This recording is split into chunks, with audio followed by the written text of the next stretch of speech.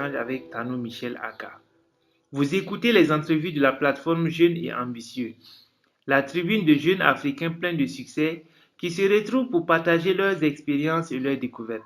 Vous pouvez aussi participer à nos échanges en nous envoyant vos points de vue, vos questions et suggestions sur nos pages LinkedIn, Facebook ou la chaîne YouTube. N'oubliez pas de noter nos épisodes en likant et en les partageant avec vos amis. Dans la première partie de cet entretien avec Michel, il a partagé ses débuts dans le domaine professionnel avec nous et dans cette deuxième partie, il nous détaillera les astuces qui lui ont permis d'intégrer ces grandes institutions comme la Banque africaine de développement et la Banque mondiale. Alors moi, je voudrais qu'on revienne pour avoir plus de détails sur comment est-ce que tu as procédé parce que si on écoute tout ce que tu nous as expliqué, tu as intégré la Banque africaine de développement, tu as migré de département en département et aujourd'hui tu as intégré la Banque mondiale, qui est une institution internationale également. Alors, on sait que pour des ressortissants de nos pays, de l'Afrique de l'Ouest, et plus particulièrement de cette région de l'Afrique qui est qualifiée être là où il y a plus de pays, les moins nantis du monde. Alors, comment est-ce que toi, tu procèdes pour pouvoir intégrer ces grandes institutions-là? Par exemple, bon, déjà même pour la plupart d'entre nous, on finit la formation, avoir un simple stage, c'est très compliqué. À plus forte raison, avoir la possibilité d'intégrer une bonne entreprise. Comment est-ce que, je dirais, tu as procédé pour pouvoir intégrer la Banque africaine de développement? Et ensuite, quelle a été la procédure aussi que tu as mise en place pour pouvoir aller encore plus loin par la suite? Bon, comme moi, j'ai quand même l'habitude de dire, euh, il faut avoir de l'audace. C'est un peu ça que j'avais expliqué avant. Il faut postuler à des positions, en fait. Il faut postuler, quand on voit des positions sur les internet, il faut postuler. Mais généralement, l'audace vient de quoi? L'audace vient d'une certaine vision qui est peut-être dans l'esprit d'un certain rêve. Parce que tout le monde se lève pas un jour comme ça et sait qu'il y a une entreprise ou bien une institution qui s'appelle la Banque africaine de développement. Donc, il y a un rêve, en fait, qui est planté dans l'esprit. C'est pour ça que j'aimerais, s'il y a des parents qui écoutent en fait ce podcast-là, j'aimerais m'adresser à eux pour dire que c'est à eux en fait. Ce sont les premiers mentors, c'est-à-dire les oncles, les cousins, les frères d'église, les frères de mosquée. C'est eux qui sont les premiers mentors des jeunes. C'est eux qui mettent le rêve en fait dans le cœur des jeunes. Dieu les utilise pour le faire, mais c'est eux qui le font. Parce que moi, par exemple, quand j'étais au secondaire, je pense que je devais être en sixième ou en cinquième. Et en fait, j'avais été major de promotion et l'église ils avaient l'habitude de récompenser ou bien de reconnaître en fait ceux qui avaient de brillants, de brillants accomplissements académiques. Donc, généralement, on disait, OK, tel étudiant a fait telle grande chose, c'est une fierté pour notre communauté. Donc, c'est comme ça que cette année-là, quand je devais être présenté comme celui qui avait été major de promotion, par exemple, il y avait un oncle, bon, en Afrique, on les appelle tous tontons, un tonton qui, de l'église, donc on appelle généralement des anciennes églises, qui a dit, vraiment, on a notre futur cadre de la base. Et en fait, là, moi j'étais au secondaire, hein, j'avais jamais entendu parler de ce que c'est que la base. Je ne savais pas ce que c'est. Mais il avait dit, on a notre futur cadre de la base. Et qu'il a fait telle chose, il a fait telle chose, il a eu, je pense que c'était 17 ou 18 combien de moyenne qu'il a eu. Et c'est notre futur cadre de la base. Donc moi, c'est comme une vision que cette personne a implantée dans mon esprit. Et moi, je ne le savais pas. J'ai même oublié, j'ai fait tout ce que j'avais à faire. Et une fois comme ça, quand j'étais en dernière année de formation d'ingénieur statisticien économiste, j'ai dit, bon, je vais aller sur le site internet de la base et je vais postuler. Bon, comme ça, hein, c'est dire que ce rêve-là qui avait été implanté en moi depuis mon enfance était resté. Moi, je ne savais même pas qu'il était resté. Mais après, ça m'a dirigé quand j'étais dans ma chambre parce que tous les étudiants ont ça.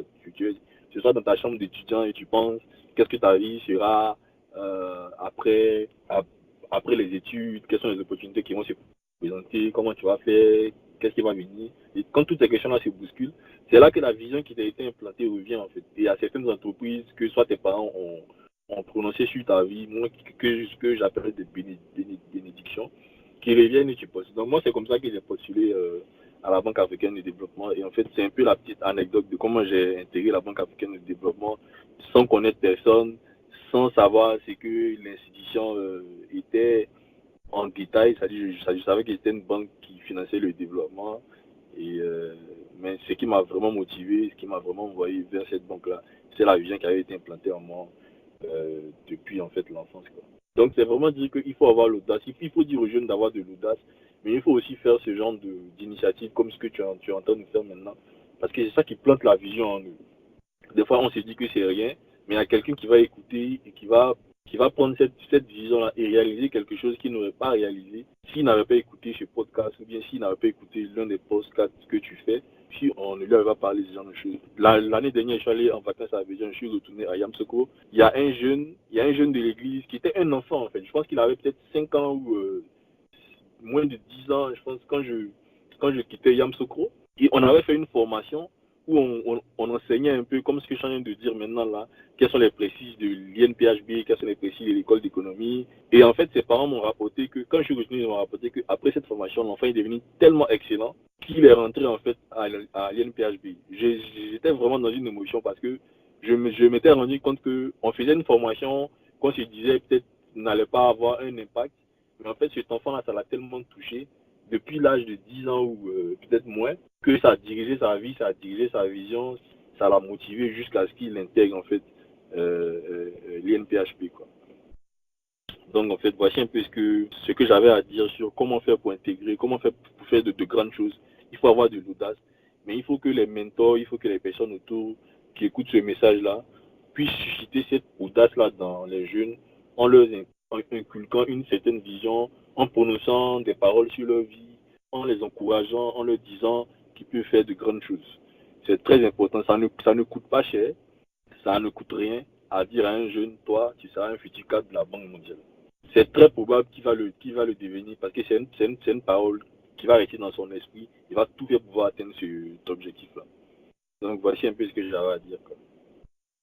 Merci beaucoup pour tous ces conseils. Il y a une question que j'allais te poser tout à l'heure, mais apparemment tu es déjà venu là-dessus et tu nous as donné ce que tu avais comme conseil pour les jeunes frères et sœurs qui se trouvent dans une situation actuelle où ils prospectent en fait ces grandes sociétés-là qu'ils aimeraient intégrer. Alors, pour continuer, je m'en vais te poser une autre question. Quelle est la particularité du milieu de l'emploi dans le pays où tu résides? Alors, cette question, je l'explique comme cela. Quelles sont les opportunités, notamment dans les différents types de sociétés là-bas sur place aux États-Unis où tu résides actuellement? Quand même, je veux dire que c'est vraiment un pays où il y a beaucoup d'opportunités. C'est un pays où il y a tellement d'opportunités. Je veux parler de ces opportunités et parler un peu de content également. Donc, il y a par exemple des mail lists qu'on peut intégrer gratuitement. Comme par exemple, pour ceux qui m'écoutent et qui sont intéressés par l'évaluation, par exemple, il y a la mail list qu'on appelle Pelican. Donc, Pelican, qui est une mail list où on partage toutes les opportunités dans le monde du suivi évaluation, que ce soit de l'Afrique de l'Ouest à l'Afrique de l'Est, ou bien de l'Afrique australe à l'Afrique du Nord, ou en Europe, ou aux États-Unis, ou en Asie, partout.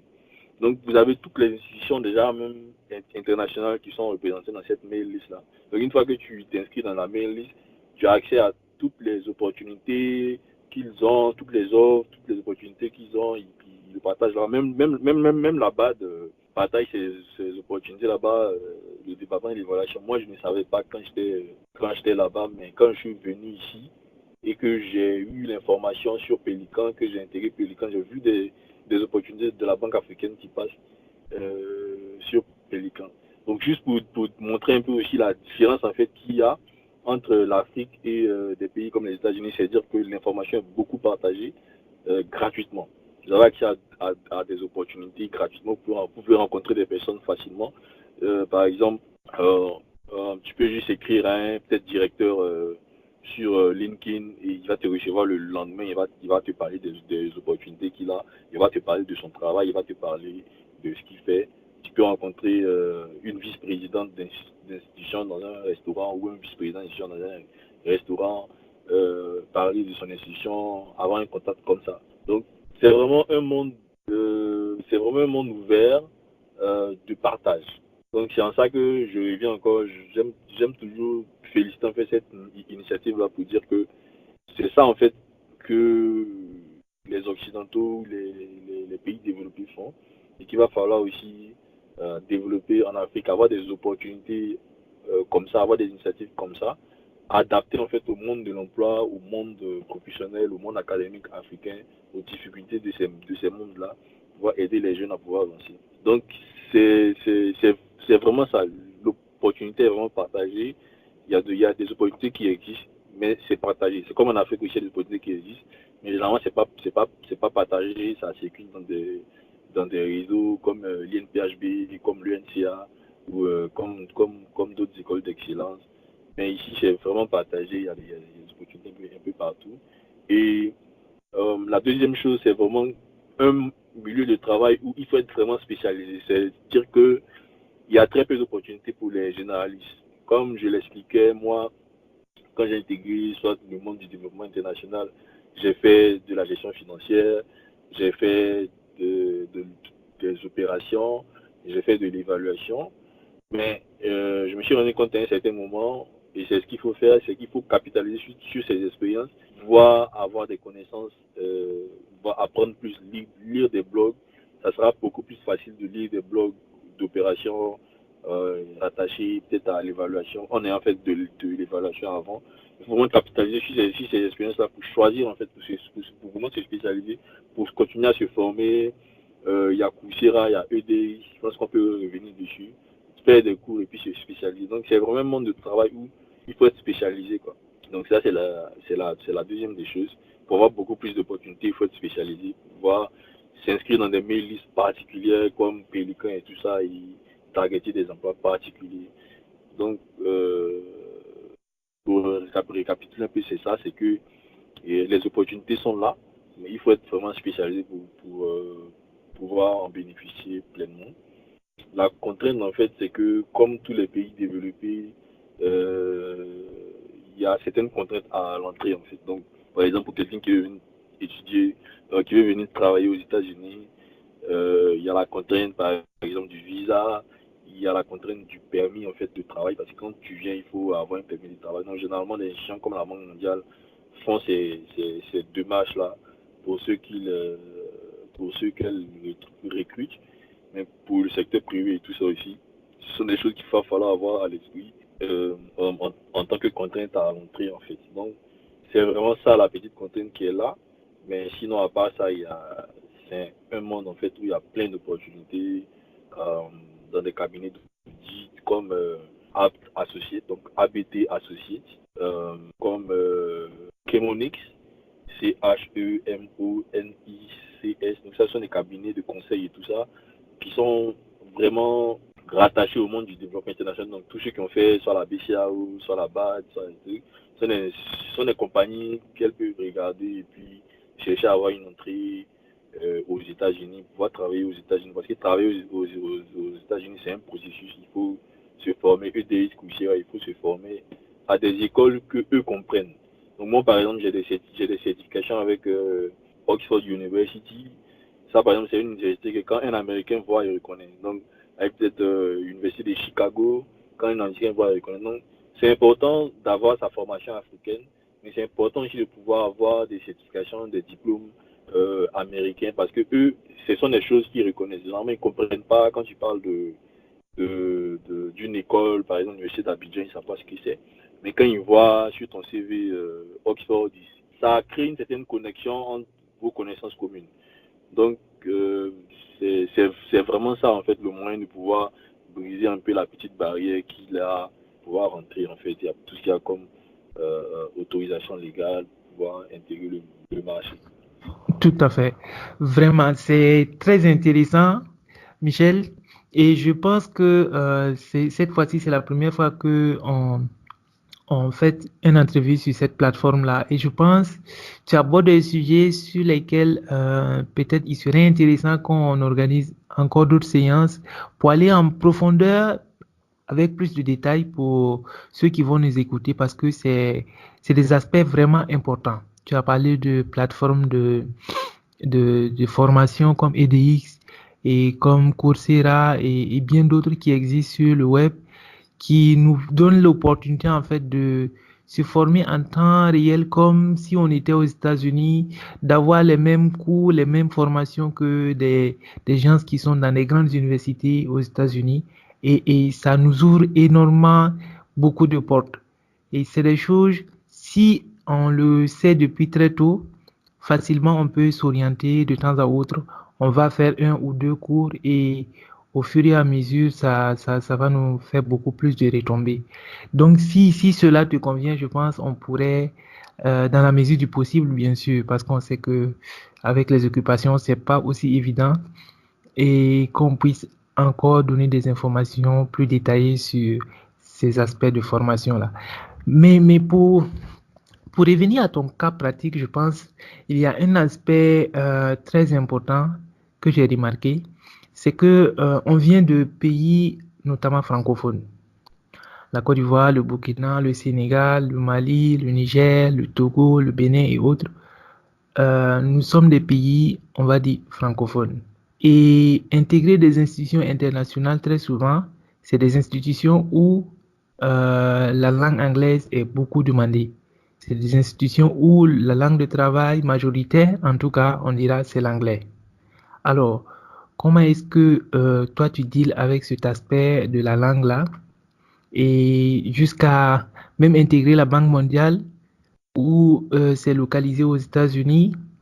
Pour ton cas particulier également, il faut dire que tu as d'abord été recruté sur place avant d'être envoyé là-bas. Je veux dire par là que tu n'as pas été aux États-Unis et faire de la recherche d'emploi avant d'obtenir quelque chose auprès de la Banque mondiale. Ou bien est-ce que je me trompe? Tu as postulé depuis la région ici, notamment Oui, de oui, tout. depuis Abidjan, oui. Ok, ok, parfait. Et donc, cela m'amène à dire que c'est un cas vraiment exceptionnel et on te félicite beaucoup, mais on souhaiterait quand même que si tu peux venir dans le détail pour nous expliquer un peu la situation, ça permettrait à ceux qui sont intéressés, parce que c'est des aspects très importants. On va voir qu'il y a beaucoup d'entre nous qui cherchent d'abord le visa souvent pour aller étudier aux États-Unis. Et c'est quand on arrive sur place qu'on commence maintenant à chercher de l'emploi à gauche, à droite. Souvent, on est amené à faire des petits boulots dans les restaurants ou bien même à laver des plats comme on a l'habitude de le dire. Et donc, peut-être pour ton cas où tu as été recruté sur place de la région et envoyé aux États-Unis pour travailler, c'est vraiment quelque chose de très spécial et on souhaiterait que tu partages cela avec nous. Euh, je peux pas dire que c'est spécial. Je pense qu'il y a beaucoup de personnes qui ont fait ça avant. C'est juste comme tu as dit là, et c'est comme ce que je disais, c'est que l'information n'est pas partagée et puis euh, on s'est dit peut-être que c'est rare.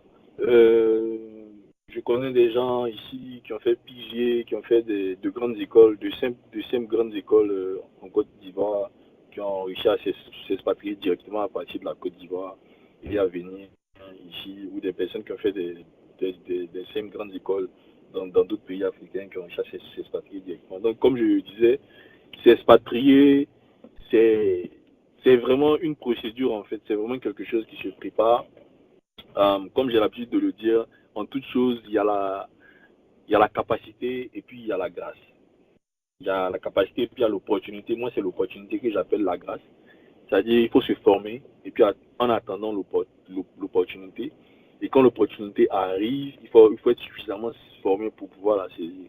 C'est pour ça que j'ai dit que moi, euh, c'est-à-dire que euh, je me suis formé en fait. Je me suis formé, comme je le disais là, je, je passais généralement le temps après le travail à me former, donc à accéder à ces cours-là de niveau international pour pouvoir m'expatrier, c'est-à-dire avoir certains mots-clés comme Oxford, comme University of Chicago, comme Michigan University dans mon CV, qui me permettent d'être retrouvé en fait dans les algorithmes en fait, de recherche des institutions internationales ou des grandes sociétés privées à l'international. Par exemple, vous avez des,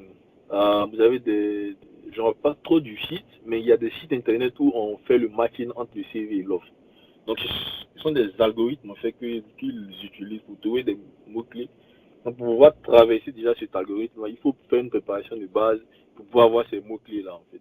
Donc, des universités reconnues, des formations reconnues, comme les formations qu'on a déjà en Afrique, mais des universités reconnues à l'international par des personnes qui ne sont pas très informées en fait. Quelqu'un qui est bien informé aux États-Unis, il sait ce que c'est que l'université d'Abidjan, il sait ce que c'est que l'université de Bouaké, il sait ce que c'est que peut-être l'université de Ouaga.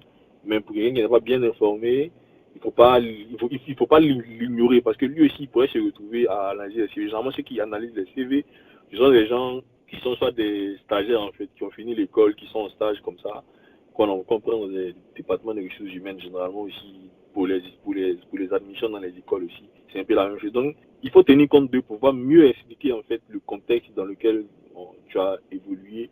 Et il faut pouvoir avoir aussi une formation qui permette d'avoir les mots-clés que eux ils recherchent.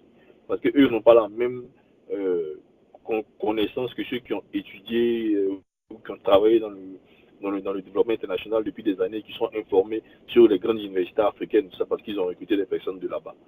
Donc c'est un peu ça en fait le petit truc que j'aimerais dire. C'est-à-dire qu'il y a une grosse formation dedans. Je veux rentrer au FMI à Washington. D'abord, je vais sur LinkedIn, je regarde les profils de ceux qui ont fait euh, la Côte d'Ivoire, qui sont allés à Washington, qui travaillent au FMI. Quelle formation ils ont eu, ces personnes-là ont eu. Quels sont les mots-clés en fait qui ressortent dans leur profil. Moi, il faut que je me forme pour pouvoir avoir ces mots-clés-là. Je n'ai pas forcément besoin d'aller être dans une université américaine pour pouvoir faire ça. Aujourd'hui, il y a tellement de plateformes qui permettent d'avoir ces mots-clés-là sans avoir été dans ces universités-là et qui ne coûtent pas cher. Donc, j'ai fini de regarder leur profil LinkedIn, j'ai fini de me former. Maintenant, j'attends l'opportunité. Et l'opportunité, c'est la grâce. Pour ceux qui sont chrétiens comme moi, ils savent que c'est Dieu qui la donne. Et il la donne au bon moment. Et il permet de la saisir aussi au bon moment. Généralement, il y a des personnes qui ratent des opportunités, qui se disent que c'est parce qu'ils n'ont pas été bien formés. Si tu es bien formé, que tu n'as pas eu l'opportunité, il faut savoir que c'est parce que c'était pas pour toi. Il faut avoir le courage de pouvoir recommencer à chercher une autre opportunité et finalement l'avoir. Donc voici un peu ce que j'aimerais dire. Moi, la technique que j'utilise, LinkedIn, regarder un peu le profil de ceux qui ont fait ce que je veux faire, me former sur des plateformes comme Coursera et dire qu'il faut pouvoir avoir les mots-clés de ces personnes-là, et puis commencer à chercher les opportunités et les saisir en fait au bon moment, quoi. Donc voici un peu ce que je peux dire. Merci beaucoup, vraiment très intéressant. Alors, pour continuer, je m'en vais te poser cette question-là. Est-ce que tu es aussi engagé dans l'entrepreneuriat à ton propre compte? L'entrepreneuriat où aujourd'hui on sait qu'il y a beaucoup de startups qui sont faites un peu partout et en grande majorité aux États-Unis où on voit récemment le succès de Uber qui est arrivé jusqu'en Europe. On voit WhatsApp qui est utilisé un peu partout, Airbnb et j'en passe. Il y a énormément beaucoup de startups, en tout cas, qui sont en train de révolutionner le monde et c'est pas nécessairement des startups dans le domaine de l'informatique. Souvent, c'est des métiers qui existent que l'outil informatique est juste utilisé pour améliorer les choses. Est-ce que toi, tu es engagé dans ce sens-là? Et qu'est-ce que tu as aussi comme conseil pour ceux qui sont dans ce domaine-là? Quelle est ton expérience là-dessus?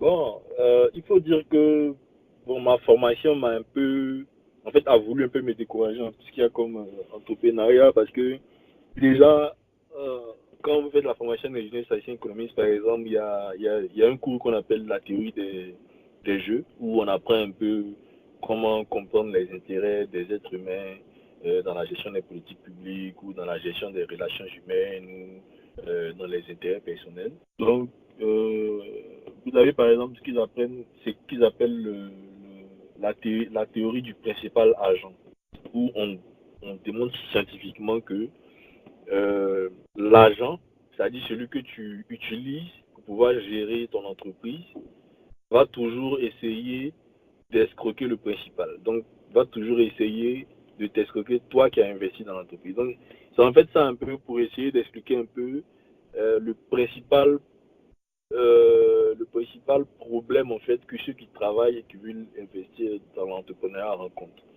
C'est-à-dire que tu investis dans un projet, mais comme tu travailles, tu ne peux pas laisser ton entreprise pour aller toi-même être le gérant. Donc tu prends un gérant. Donc généralement, le challenge, c'est que le gérant, il a demandé scientifiquement que le gérant ne va pas travailler dans les intérêts du propriétaire, donc du principal. Donc c'est pour ça que je disais que ma formation a voulu un peu me décourager en fait à l'entrepreneuriat, mais bon, je pense que je débute un peu dans l'entrepreneuriat, surtout au niveau du transport et au niveau de la photographie, qui est une passion pour moi parce que mon grand-père était photographe. J'ai grandi un peu dans le monde des photos qu'on lavait dans des salles infrarouges. Donc ça m'a un peu passionné à ça, ce qui a fait que c'est devenu pour moi une passion. C'est ça que je veux même faire une fois que si je suis à la retraite. Mon objectif, c'est d'avoir une entreprise de photographie qui soit assez développée, que je gère moi-même à la retraite, que je passe mon temps comme ça. Et pour ceux qui voudraient s'adonner à l'entrepreneuriat, c'est en fait ça que c'est en fait ça que j'aime dire, c'est que il faut toujours travailler en fait dans le but de travailler pour soi-même en fait après. Donc c'est quelque chose de très important. Même si vous allez avoir un gérant qui s'est démontré scientifiquement ne va pas travailler dans vos intérêts, ça va vous permettre d'avoir une expérience en fait que vous n'allez pas attendre d'être à la retraite de commencer à construire. Donc d'avoir une expérience dans un domaine d'entrepreneuriat, le jour où vous serez disposé à prendre vous-même les rênes, vous aurez déjà construit quelque chose. No matter how, c'est-à-dire sans considérer comment est-ce que euh, ça aura été difficile en fait pour vous. Vous aurez déjà une expérience qui va vous permettre de pouvoir mieux en fait gérer votre entreprise une fois que vous serez à la retraite, une fois que parce qu'après l'objectif aussi c'est de pouvoir parce qu'en Afrique il faut vraiment qu'on ait des entreprises intergénérationnelles. C'est ça que des entreprises comme Michelin ont fait. Moi mon père par exemple était dans la même école que le fils de Michelin et il me disait que Michelin par exemple son seul objectif quand ils étaient en classe, c'était de reprendre le garage de son père, en fait. C'était juste une entreprise qui était au niveau garage, qui n'était pas avancée comme aujourd'hui, au moment où ils étaient à l'école. Mais c'est vraiment lui, son objectif, c'était de reprendre l'entreprise de son père et de la développer. Donc il faut que, là où on est aujourd'hui, les Africains, il faut qu'on puisse avoir à l'idée de développer des projets intergénérationnels que nos descendants vont améliorer et qui vont devenir de grosses multinationales demain. Donc c'est vraiment la vision qu'il faut inculquer, d'après moi, aux Africains, à ceux qui sont des cadres aujourd'hui partout. C'est de ne pas oublier qu'il faut chercher à pouvoir créer de la valeur, à pouvoir créer des entreprises qui ne seront pas peut-être forcément de grosses entreprises à notre génération, mais peut-être 2, 3 générations après, pourront être des entreprises qui aussi créent de l'emploi et participent au développement. Ok, super, merci beaucoup pour ce détail. Alors, pour continuer, je voudrais savoir à ton avis, alors, quels sont les débouchés d'avenir du monde de l'emploi? Je pense vraiment que, en fait, on parle plus de machine learning, tout ça. Le monde de l'emploi est en train de faire disparaître tout ce qu'il y a comme travail technique réalisé par des hommes sur des tâches, quoi. Donc, aujourd'hui, par exemple, aux États-Unis, vous avez des entreprises comme McDonald's qui n'utilisent presque plus de ressources humaines, en fait. Donc, vous arrivez au comptoir, il y a un écran qui est là, digital, où vous allez commander soit un burger ou soit de la nourriture. Vous allez payer avec votre carte, tout ça, sans parler à quelqu'un jusqu'à ce que vous receviez votre nourriture. Donc, on est en train d'avancer vers un domaine où tout sera tellement informatisé que on n'aura pas besoin de techniciens qui vont réaliser des tâches comme ça répétitives tous les jours. Donc, je pense que l'avenir en fait du monde du travail, toi, je pense qu'il est beaucoup plus dans le IT. C'est vraiment ça en fait. C'est vraiment le code. Je pense que c'est vraiment le code aujourd'hui. Il faut vraiment chercher à se former au langage de programmation, il faut chercher à se former au code parce que je pense que le plus important finalement sera de pouvoir programmer en fait ces machines-là qui ont pris en fait le boulot répétitif ou les tâches. Donc pour moi le code c'est vraiment l'avenir du monde du travail, quoi. Waouh, super. En tout cas, pour un financier qui encourage les développeurs, je pense que c'est des honneurs qu'on ne va pas refuser en tout cas. Mais est-ce que c'est pareil aussi dans le domaine de la finance? Vers où est-ce que votre domaine-là se tourne actuellement comme futur? C'est ça, parce qu'à priori, par exemple, quand vous prenez le suivi, évaluation, par exemple, ce sont des notes. Ce sont des notes qu'on attribue, par exemple, au projet pour voir si le projet a réalisé ses objectifs. Donc, brièvement, c'est ça. Après, ce qui va se faire, ça sera quoi? Ça sera d'avoir des plateformes qui vont automatiser tout ça. Vous avez peut-être des gens euh, sur le site du projet en train soit de rentrer des données chaque jour. Mais ça sera vraiment peut-être à un niveau très technique où on n'aura pas vraiment besoin de beaucoup de capacités. Donc pour des gens qui sont peut-être ingénieurs de conception, qui sont peut-être qui ont le doctorat, ça sera des boulots qu'ils ne vont pas vouloir faire. Maintenant, après, qu'est-ce qui va se passer? C'est que ces données-là vont aller, soit c'est vous qui maîtrisez plus dans un serveur, après, ça sera que vous allez programmer soit les notes sur comment analyser ces données-là de manière en fait automatique par une application, et puis donner une note au projet, écrire un rapport même, c'est-à-dire avec plusieurs scénarios possibles de phrases, tout ça. Le rapport pourra même être sorti directement sans que quelqu'un n'interfère en fait directement pour pouvoir écrire le rapport et tout ça. Donc, ça sera vraiment que ceux qui auront à faire des tâches répétitives, ça sera de plus en plus diminué jusqu'à ce qu'on arrive à un apprentissage des machines tellement parfait qu'on n'aura même plus besoin de personne. Donc, la majorité des gros boulots de conception, pour ceux qui sont arrivés à des niveaux élevés, ça sera de programmer en fait ce genre d'application, ça sera de programmer ce genre de machine. Aujourd'hui, c'est vraiment ouvert. C'est pour ça que les enfants, par exemple, apprennent le code depuis le primaire. Ici, par exemple, il y a des enfants, moi j'ai vu des enfants qui sont au primaire déjà que quand moi je suis en train de regarder soit des cours de Python, je suis en train de lire des codes comme ça. Je m'intéresse beaucoup à ce genre de choses. Eux, ils viennent déjà, ils me disent non, ça c'est Python, ici le code que tu as fait, voici c'est ce qu'il fallait mettre. Déjà, eux, déjà, ils savent ça. Donc je pense que le monde éducatif a commencé à comprendre ça, surtout en Occident, surtout aux États-Unis. Et c'est le message qu'il faut passer en fait. Il faut qu'on s'intéresse à ça. Il y a des cours sur Coursera maintenant pour Python partout. Il y a des cours pour des développements partout, VB, Excel, tout ça. C'est des choses où on peut facilement apprendre à coder, pouvoir adapter ça facilement à d'autres choses quand le besoin va venir. Je me dis que le code, c'est vraiment d'avoir la base. Le langage, il faut savoir un peu raisonner de manière algorithmique. Bon, ça, c'est quelque chose aussi qu'on fait à l'école d'économie, parce qu'effectivement, ils ont aussi compris que c'est ça l'avenir du monde du travail, quoi. Ok, très intéressant. Alors, nous sommes en train de tirer un peu vers la fin. Et pour la fin, je réserve toujours 2 ou 3 questions. Et que voici. Voici la première question. Quelle littérature recommandes-tu pour un développement personnel, professionnel et technique de soi-même?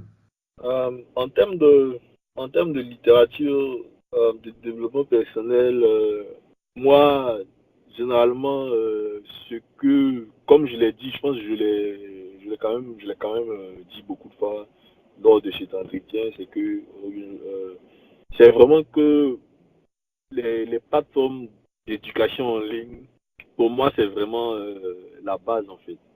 C'est vraiment ça qu'il va falloir communiquer beaucoup aux jeunes africains pour dire que il y a la possibilité de vraiment se former euh, de loin en fait et de trouver la formation rapidement. Donc il y a des livres, par exemple quelqu'un qui va dire comment avoir une promotion, vous allez avoir de bons livres qui vont vous former ou des programmes même de formation qui vont vous former sur ça.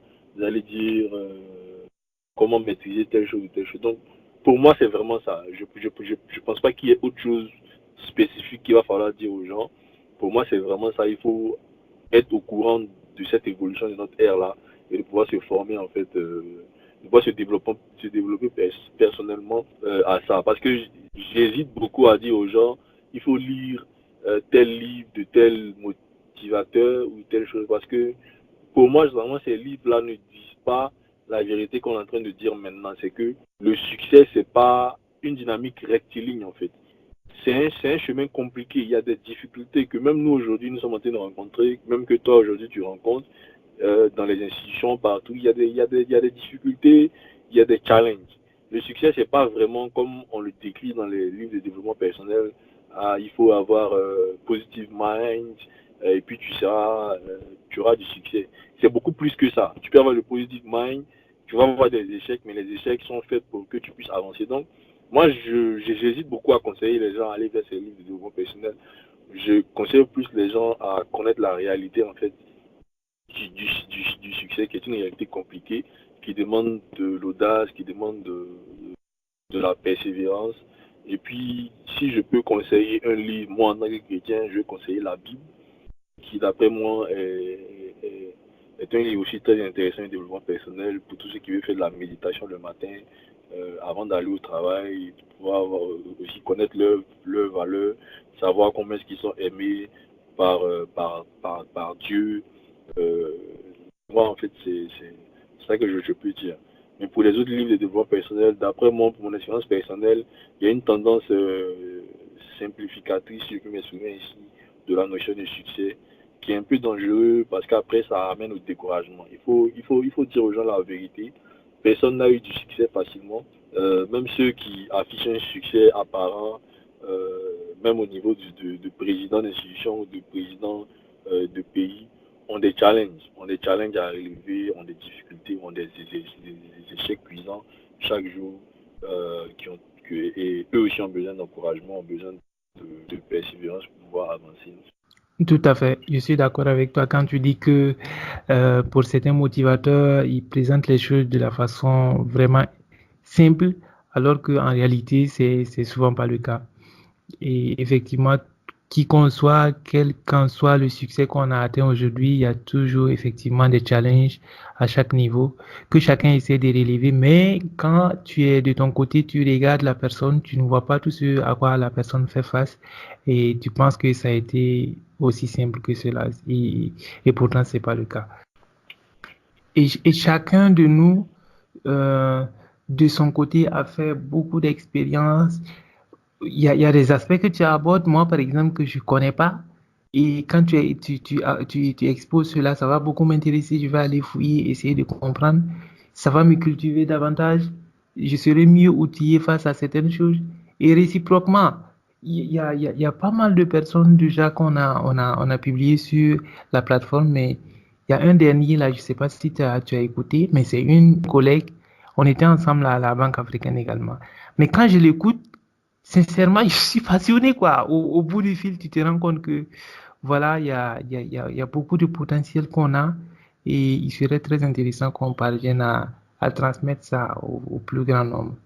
Ça, je pense que c'est quand même un très bon projet qui est très utile en fait. Alors, je pense l'idée en fait, c'est de vraiment regarder sur LinkedIn. Je pense qu'il y a un truc comme ça. Peut-être qu'il faut aussi regarder où il y a des associations comme ce que toi tu es en train de faire. Il y a des choses comme ça. Ils viennent et ils approchent des gens. Moi-même, j'ai été approché pour pouvoir être mentor d'un jeune ici, d'une association. L'association par exemple, qui m'a approché, c'était les jeunes pères. C'est-à-dire ceux qui sont pères, mais qui sont jeunes, qui sont adolescents et qui n'ont pas de moyens pour aller à l'école, par exemple. Ils ont une association pour les aider. Donc, je pense que chaque mois, ceux qui sont membres cotisent. Je pense que c'est 100 dollars ou 200 dollars qui permettent de rentrer dans un fonds pour pouvoir les aider. Donc, il y a beaucoup ce sens de mentorat à l'échelle. Les gens même investissent des gens. C'est pas forcément venir faire des formations, tout, mais les gens même investissent, font des participations, ils donnent de l'argent. Ouais. Donc, ce sont des choses qui sont possibles de développer en Afrique. C'est possible de développer ça en Afrique. Il faut qu'on ait juste la vision, il faut qu'on réplique ce genre de choses. C'est à cause de ça qu'eux, ils avancent. Tout à fait, tout à fait. Je suis d'accord avec toi. Et tu vois, ce qui est étonnant, c'est que quand tu frottes en fait le milieu anglophone, tu te rends compte très rapidement que nous, on est parti sur de mauvaises bases. On n'a rien compris. À partir du moment où tu arrives à percer, tu as tendance à garder tout pour toi seul, quoi.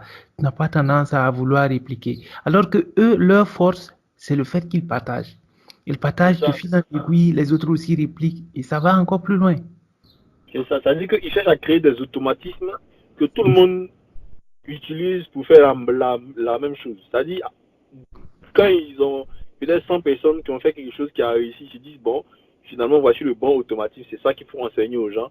Et eux, ils font ça, c'est-à-dire que, par exemple, ceux qui veulent étudier ici, les Asiatiques, par exemple, ils ont tellement un réseau fort que, déjà même au collège, déjà, les tests comme le GRE, le TOEFL, ils commencent à préparer ça déjà même depuis le primaire.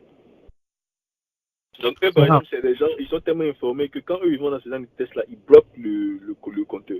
C'est les gens qui ne vont pas pour avoir tout, ils bloquent le compteur totalement. Wow, super. Ouais, tu vois par exemple quand tu regardes Coursera, quand tu regardes EDX, quand tu écoutes leur histoire, ce qui s'est passé, des universités où les gens payaient des vingtaines, des trentaines de millions pour pouvoir assister à des cours.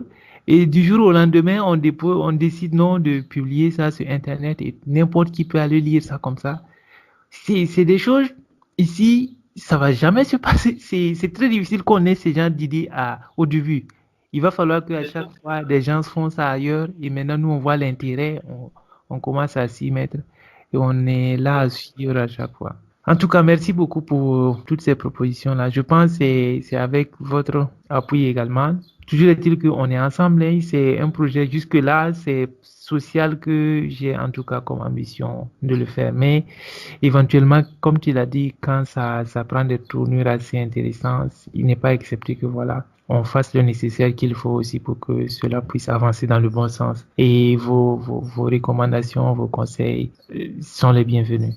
En tout cas, pour cette première intervention-là, j'ai bien apprécié et j'espère que voilà, les prochaines fois, tu auras le temps et puis on pourra attaquer d'autres sujets. Non, non, il n'y a pas de souci. Moi, je suis toujours disponible à faire, parce que c'est des choses qu'on fait vraiment beaucoup, soit pour les étudiants de l'UNCA, pour les étudiants de l'INPHB, c'est des choses qu'on fait tout le temps. On leur donne des conseils, on leur apprend, par exemple, le métier de l'évaluation. Des fois, je fais des présentations pour apprendre aux gens quels sont les critères d'évaluation, comment est-ce qu'ils peuvent se former à devenir des évaluateurs en institution des mains, tout ça, c'est des choses qu'on a l'habitude de faire. Sur, par exemple, tu as des gens comme Sissoko, tu connais Sissoko Ouma. Oui, oui, Omar, oui, oui, effectivement. Ouma aussi, bon, qui viennent aussi, des fois, on va aussi, parce que lui aussi, il a fait l'école d'économie, il prend des formations aussi sur le métier de la statistique, des choses comme Vous êtes ça. vous êtes de la même promotion ou bien? On est de la même promotion. Sissoko était mon voisin de chambre à l'école d'économie. Waouh, super. Je savais pas ça. Donc, mon voisin de chambre à l'école d'économie. Ok, ok, parfait. Donc, c'est vraiment des choses que, bon, moi, j'ai l'habitude de faire. Moi, je suis pas toujours sur ce genre de choses-là, parce que je crois fermement que on peut pas avancer seul. Il faut Ouais, qu'on soit nombreux. Je suis ici, quand j'ai l'occasion, je connecte des gens. Quelqu'un qui veut être connecté ici, ce que je peux faire, je fais. J'ai un ami qui vient d'arriver, qui cherche du travail. Je suis en train de voir comment lui faire rencontrer les personnes que je connais ici, mon réseau ici, pour que lui aussi puisse s'intégrer. C'est comme ça, quand on devient nombreux, l'information passe facilement et puis tout on avance ensemble. Mais quand à tu es seul, toi seul, tu as une information, il n'y a pas d'autres informations ici qui arrivent pour s'ajouter sur pour toi et c'est compliqué. Alors que, par exemple, là où on était par exemple à la base, moi par exemple j'étais à l'évaluation, toi par exemple tu étais peut-être au IT, Suzuko était à la statistique. Quand vous avez un groupe comme ça, où il y a beaucoup de personnes, fait. c'est intéressant. Aujourd'hui, si par exemple je cherche des informations sur la BCAO, c'est facile de te contacter et puis d'avoir, si j'ai l'information sur la banque, c'est facile d'avoir ça. Mais si on était seul, on allait voir ça, on allait aller sur les sites internet, regarder. Ça, c'est Ouais, ce que tout le monde a. Donc, à partir du moment où toi, tu vas, par exemple, à un entretien, comment est-ce que tu arrives à faire la différence si l'information que tu as, c'est l'information que tout le monde a? en tout Ça, cas, c'est vrai. En tout cas, merci beaucoup. Donc, pour continuer, as-tu un proverbe, une citation, une anecdote ou une phrase d'accroche qui t'encourage et te motive particulièrement, que tu voudrais partager avec ceux qui nous écoutent? oui, oui, j'ai quand même un proverbe, même question, mon Skype, tout ça, que j'aime vraiment, c'est euh, c'est c'est vraiment de dire que le terrain ne fait pas le champion, il le révèle tout simplement au grand jour. Donc, moi, c'est vraiment le proverbe qui dirige ma vie, qui dirige tout ce que je fais, qui me motive chaque jour.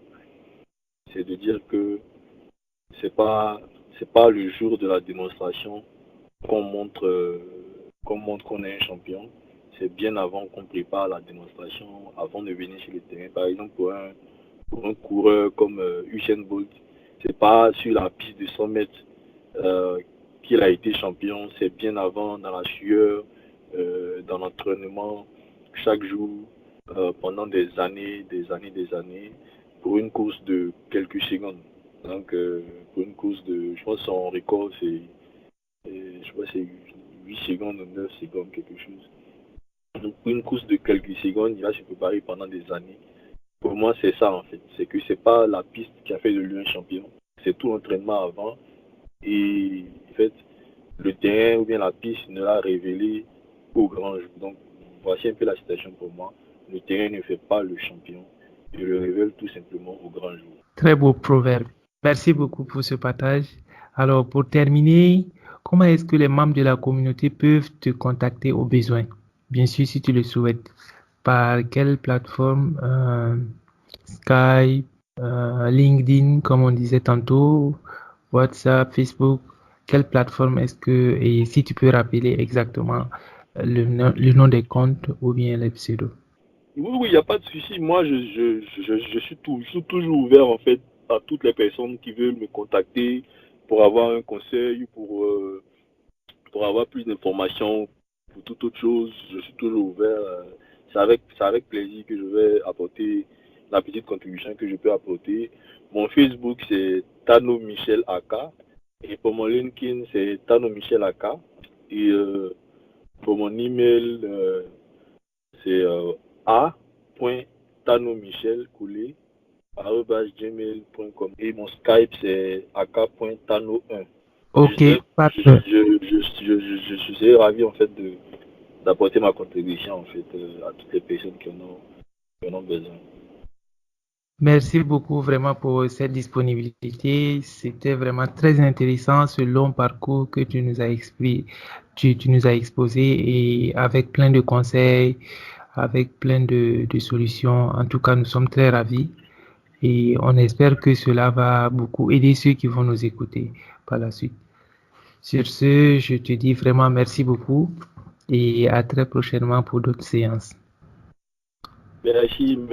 Et moi également, j'aimerais vraiment t'encourager pour cette initiative, qui est quelque chose qui sera très bénéfique pour la jeunesse africaine et pour la jeunesse en général. Merci beaucoup. Alors, nous sommes au terme de cet épisode. Si vous avez eu du plaisir à nous écouter, n'hésitez pas à nous le faire savoir en notant de 5 étoiles l'épisode sur votre application de podcast ou en likant le post sur les pages Facebook, LinkedIn ou la chaîne YouTube. Juste à titre de rappel pour ceux qui ne le savent pas encore, vous avez la possibilité de disposer de l'ensemble de nos épisodes sur votre téléphone afin de l'écouter à vos temps libres. Cette version téléchargeable est à taille réduite et ne vous consommera pas tous vos mégas Internet. La procédure pour accéder à cette version est détaillée dans nos pages.